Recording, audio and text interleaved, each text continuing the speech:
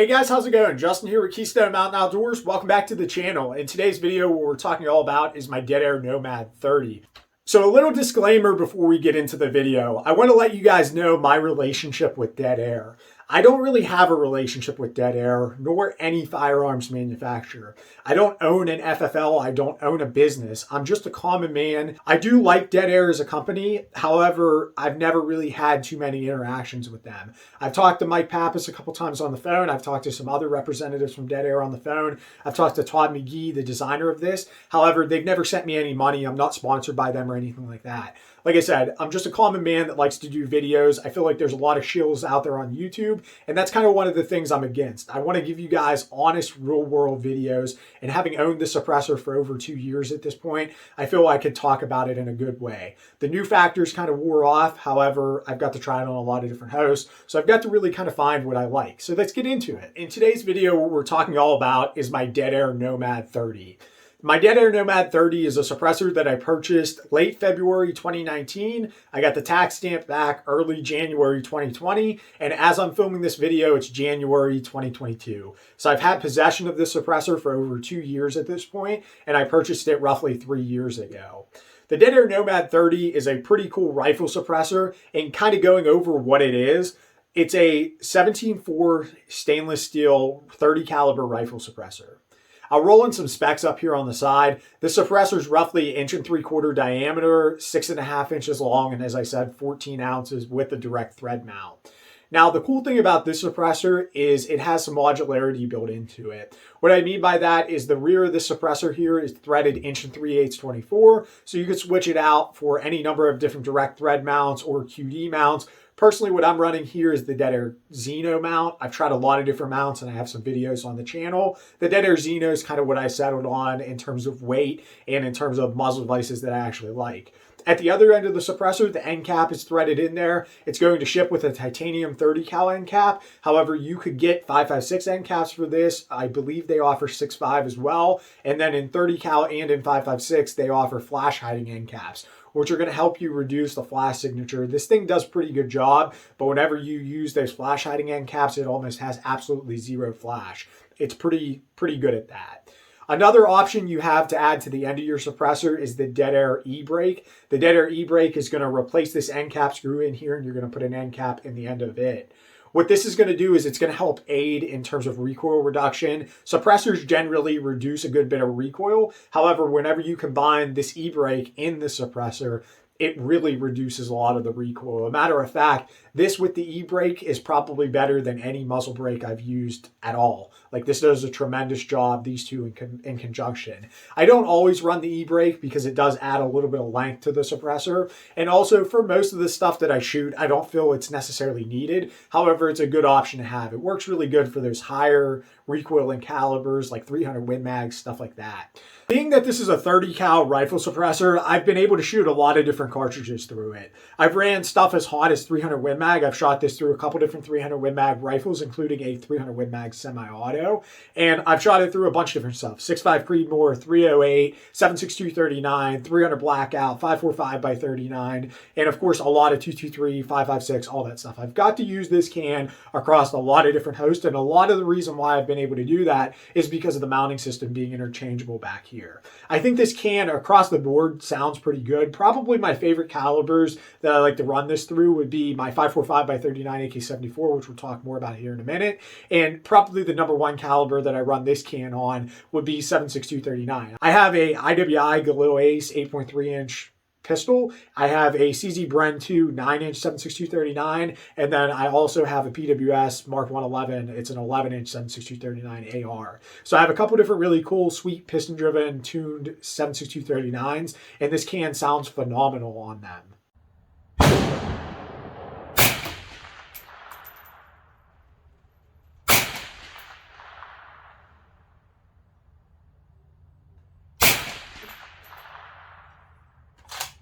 Some other weird stuff that I've ran this on, I have an Arsenal SLR 104FR, which is a 5.45 by 39 AK-74, and I've ran this on there. I ran this on there a lot, and it's actually a surprisingly damn good suppressor host. I have the K&S adjustable gas piston, more on that to come, but here's a short little clip of it.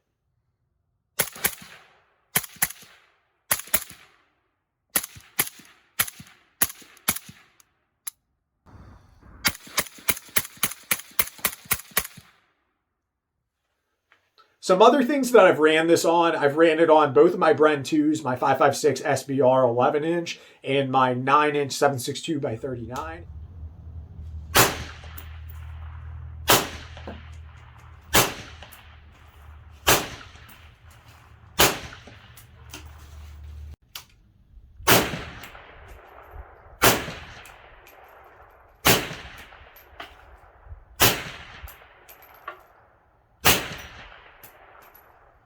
We've also ran this on a 14-inch 7.62-39 Bren. We've also ran this on a bunch of different ARs, both in 223 and in 300 blackout.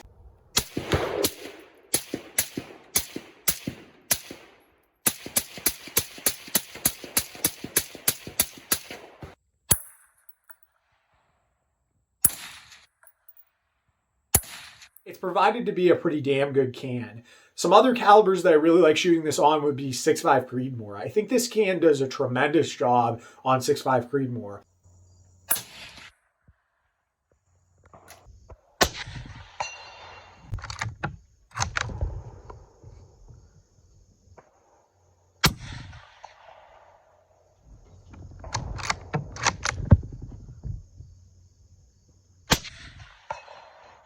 And talking to Todd McGee, who's one of the engineers, who is the engineer that kind of designed this, one of the things that Todd and Dead Air claim is that the Nomad, the way the baffle geometry is, it tends to work better and more efficient whenever you get into those higher pressured cartridges like your 308s, your 300 Win Mags, your 6.5 Creeds, stuff like that.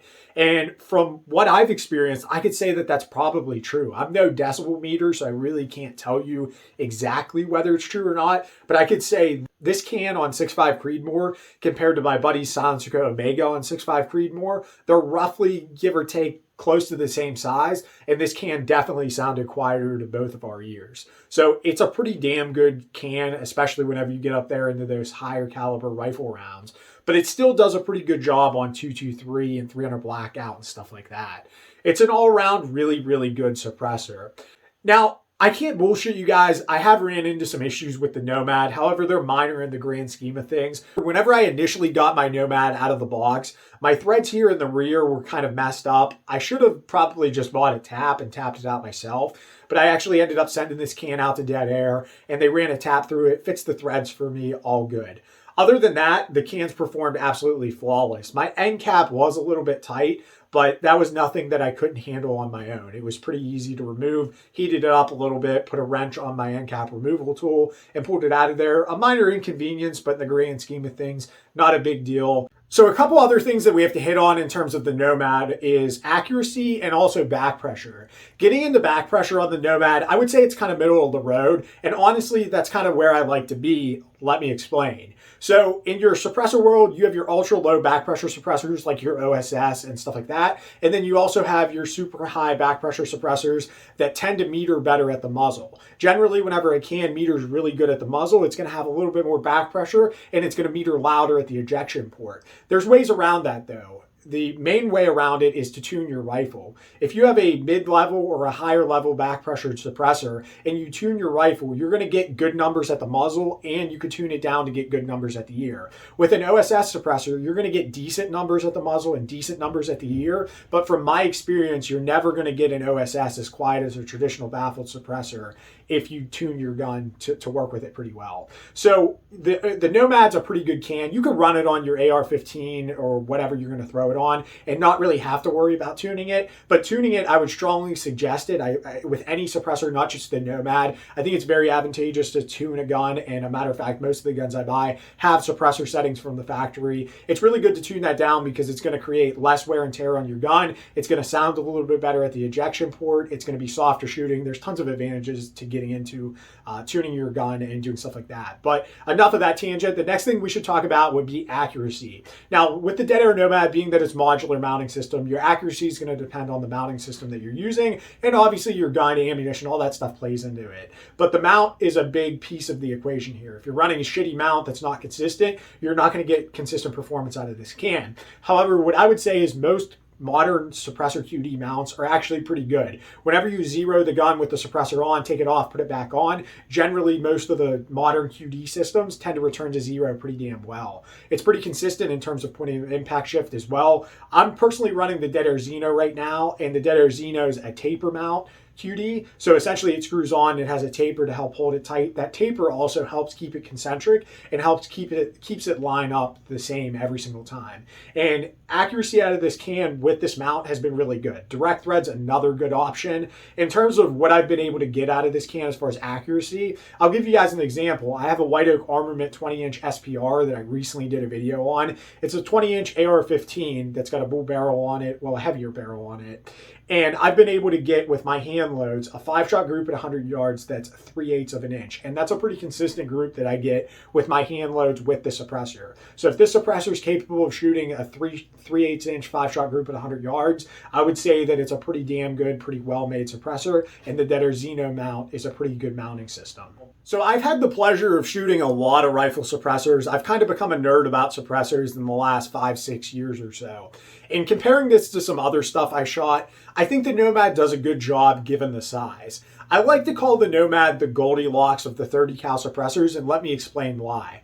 In your suppressor world, your rifle suppressor world, you have titanium suppressors and you have stellite suppressors. Titanium suppressors are generally limited to shorter strings of fire, shorter or longer barrel lengths. You don't want to run a titanium suppressor on super short barrels or full auto mag dump after mag dump. There are titanium suppressors that will claim no minimum barrel length restrictions and full auto rated. However, the reality is that once you get titanium up above 800 degrees, it's going to really start to erode. You're going to destroy your can and destroy your tax stamp. A lot of manufacturers offer lifetime warranties, but if you're going to be doing that kind of stuff, stay away from the titanium suppressors.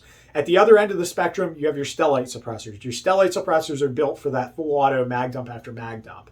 The Nomad 30 is made of 17.4, which I would say lies somewhere in the middle, probably a little bit siding towards the stellite. It's nowhere near as durable as stellite, but it's far more durable than titanium. Now, I'm not saying that titanium suppressors or stellite suppressors are bad, but what I'm saying is if you're looking for an all-around good purpose suppressor that you could throw it on your semi-auto and you could do, binary fire, or if you have the access to full auto, you could even throw this thing on full auto every once in a while, and it's going to work great for you. It's going to last a lot longer than a titanium suppressor, but you're going to save a lot of weight with this can versus a stellite suppressor.